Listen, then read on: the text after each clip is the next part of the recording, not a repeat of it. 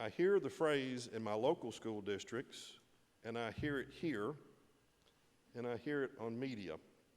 And the phrase is full funding.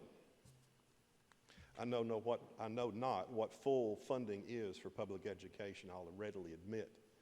I'll also readily admit I've asked multiple people what full funding is for public education. I've not yet received a response other than everything you can give us.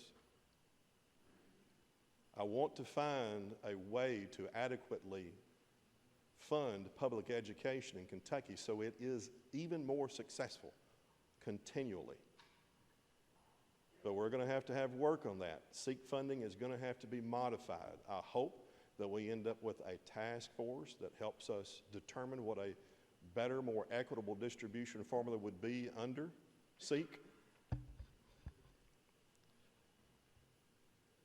I hope that we will receive information about what programs are out there that educational professionals recommend and how we can determine whether putting money into a particular program or a batch of particular programs will result in a positive effect on the education of our students.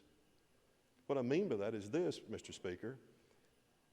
If I have 15 programs for education, I'll liken those to 15 stocks available in the stock market. And I ask you, Mr. Speaker, give me $1 million to put into those stocks. But I won't tell you what the return on your investment will be. But next year I will ask you for more money to put into those stocks because they're good stocks. We have got to come up with a metric, and I've tapped certain people in this House assembly to help me immediately after this session better identify a metric by which we can measure progress, and we can measure where most efficiently and most productively we can spend our state dollars on public education rather than placing them into black box programs and not having a feedback mechanism for whether we're doing better or worse.